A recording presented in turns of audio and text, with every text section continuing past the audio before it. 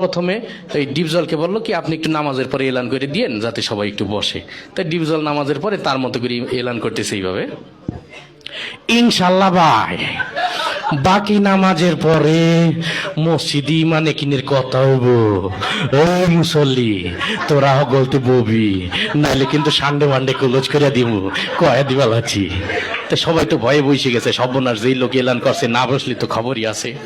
তারপরে ওই প্রথম যে ইমানের বিষয়টা, কালেমার বিষয়টা দেওয়া হলো মিশা সওদাগরকে, যে আপনি একটু কালেমার বিষয়টা আপনার মতো একটু সাজাই গুছাই বলেন। তাই মিশা সওদাগর কালেমার বিষয়টা বলতেছে এইভাবে, আমরা দু চোখে যা কিছু দেখি আর না দেখি সব আল্লাহ সৃষ্টি মাখলুক। মাখলুক কিছু করতে পারে না আল্লাহর হুকুম ছাড়া, আর আল্লাহ সব কিছু করতে পারে মাখলুক ছাড়া। তাই যাই হোক সে তার মতো করে বলে গেল। তারপরে নামাজের বিষয়টা ডিপজলকে আবার দিল, যে আপনি একটু নামাজের বিষয়টা আপনার মতো করে বুঝাই বলেন।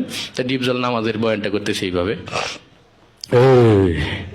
আল্লাহ রসুল যেমতে যেমতে নামাজ পড়ছে আর সাহাবিগো হিকাইছে অমতেই নামাজ পড়তে হইব, বোঝো নাই মাসলাডা দুধু খা, ওই নৌসাব নামাজ হিকাই দিবি। যাই হোক সে তার মতো করে বললেও।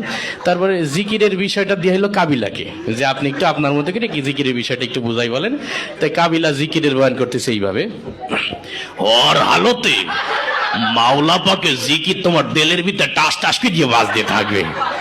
জিকির হইলে যদি তুমি কবরের ভিতরে হান্দাইতে পারো তাইলে তো বাইসি গেলা, আর জিকির না হইলে কবরে হান্দাইলে ফেরেশতারা তোমার 14 শিখের ভিতরে হান্দাই দেবে।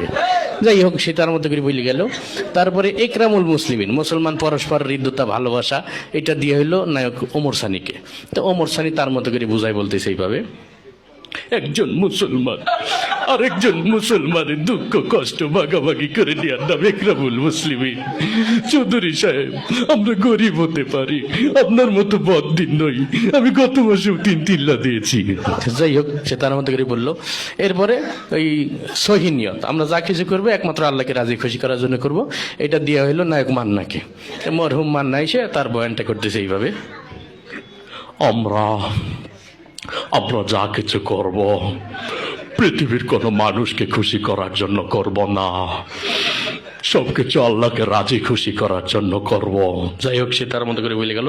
এরপরে তাবলিগের বিষয়টা দেওয়া হলো নায়ক রুবেলকে। তাই নায়ক রুবেল তার মতো করে বলতেছে এইভাবে, আল্লাহর দিয়া জান, আল্লাহর দিয়া মাল, আল্লাহর দিয়া সময় নিয়ে আল্লাহর রাস্তায় বের হয়ে আল্লাহর দিয়া জান মাল সময় সঠিক মূল্যায়ন করতে হবে। আর জেনে রাখি শয়তান, তুই যদি আল্লাহর দিয়া জান, আল্লাহর দিয়া মাল, আল্লাহর দিয়া সময় সঠিক মূল্যায়ন না করিস তুই বেঈমান হয়ে মারা যাবি, বেঈমান হয়ে মারা যাবি। এই ছিল আর কি বিষয়টা।